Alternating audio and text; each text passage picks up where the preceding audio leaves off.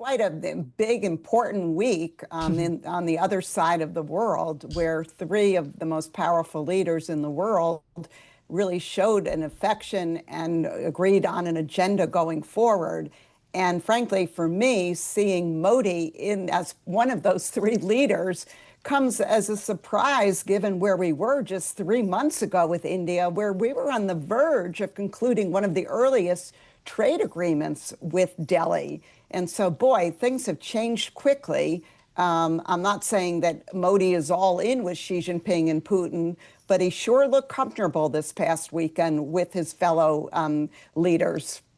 Is there a way, in your view, for the U.S. to bring India closer or back to the point where it was, as you say, 3 months ago? Obviously, last week with those 50% tariffs that went into effect was a big deal between the relationship between these two countries. But is there a way to go back to what it was?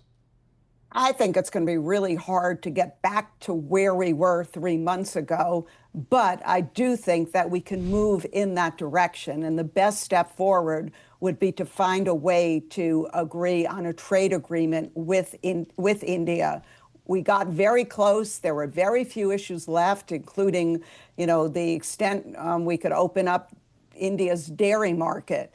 And given the importance of this geostrategic relationship, I would hope that we could find a way forward on the trade front, allow for the relaxation of the tariffs, and move in the direction of getting this relationship back on track.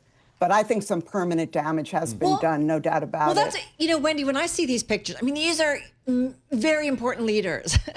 And, it's not mean girls and they're like, don't like a girl. And, they're just like, let's get together to like tick somebody off. I mean, these are leaders of very important countries, geopolitically, economically. What they do matters. So it's not just something you do casually, right? So as you say, this is pretty significant. And this is going to have a lasting impact beyond President Trump being in the White House. Absolutely. It took us 20 years through a number of administrations to warm relations with India to the point we were 3 months ago. And it's always easier to build, to destroy relationships or to hurt them versus to build them.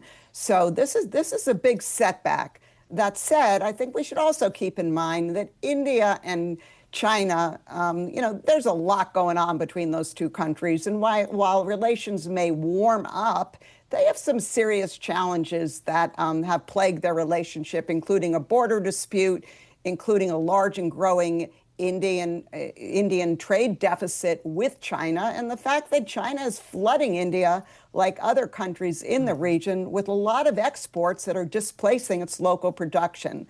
So again, I think we just need to kind of keep this all in mind as we sign off the United States and say China and India are best friends. I think each of those leaders knew what they were doing. They wanted to show the world that, they're a group and they're working together, but they're also very skilled politicians. And I think there was a reason why each of them wanted to send that message to Washington in particular this weekend.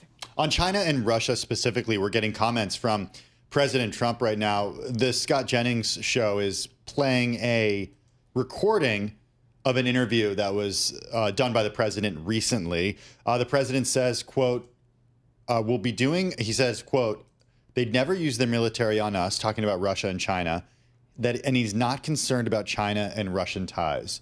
Should the president be concerned about China and Russian ties? Yeah, I think every president, every administration should be concerned. That said, these ties have been strong for many years, and Xi Jinping and Putin have met over like close to 50 times since both of them have been in office. So those ties are going to continue to be close. But to say we don't care or that's not a big deal, I don't really agree with that. I also think that for this administration, they're looking to improve their relations not only with Russia, but with China as well. And so in some ways, it's in their interest not to look like they're working against those two countries working together, but more trying to be more nonchalant about it. Wendy, something I want to ask you, and also the president speaking, as Tim mentioned on Scott Jennings' radio show, another headline is the president repeating that the global tariff situation or global tariff is an economic emergency. There are some that would argue that the U.S. needed to step up its efforts to protect its markets. And it wasn't just a Republican thing, it was a Democratic thing as well. If you think about the pushback specifically against China, the pandemic revealed how much of our supply chains were overseen by China. So what the president is doing and his team are doing does make sense to you. What doesn't? Well, here's the deal. There are a whole number of trade laws that the president could use to pursue our trade agenda against China. He used Section 301 of our trade law during Trump 1.0. No one challenged his legal authority to use that statute. So this is coming down to his use of a statute, IEEPA, which basically is premised upon a national emergency and then gives the president unlimited power. And that's where the courts are pushing back. But from my point of view, there are other statutes that frankly could be used and are more fit for purpose than IEEPA in the current situation. Hey, well, one of the things I do want to ask you, since we just did a big conversation and deep dive into that ruling we got, was it Friday night, where President Trump's, the federal appeals court did rule that President Trump's global tariffs were issued illegally under an emergency law, so upholding that May ruling by the Court of International Trade. It sounds like there's going to be some back and forth before we finally get a resolution.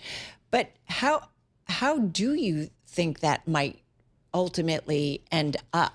Will they be overturned or not likely? I don't know. Do you have a good thought on that? I don't. And anyone who says they do, I don't believe them. I think we'll probably end up going to the Supreme Court, and none of us can predict what could happen. But the point I would make that even if the president loses and the Supreme Court votes against him, again, there are other trade laws that he can use to advance his trade agenda. So yes, it would be a setback. But I don't think it would mean that, he's going to give up on tariffs. I think we're living in a tariff world under Donald Trump for the next 3.5 years, whether we like it or not. Do you think that it will just be for the next 3.5 years, and the next president, even if it's a Democrat, would actually remove these tariffs? Because this is a significant source of revenue for a government that likes to spend money, whether you're a Republican or a Democrat. That's what we've seen in take place in the White House, and one that has now, thanks to the new tax bill, has lost some serious sources of revenue. Mm-hmm. And the other point I would add is that Biden kept many of the Trump tariffs in place as well. So I think you make an excellent point. That said, the next president may have, a different agenda in putting a lot of emphasis on trying to work more closely with our allies and partners. One of the first things they're going to ask for is a relaxation of tariffs. So I'm not sure that all of the tariffs would remain in place as is, or there could be, other options and other agreements reached or other steps taken which could allay some of these concerns. Yeah.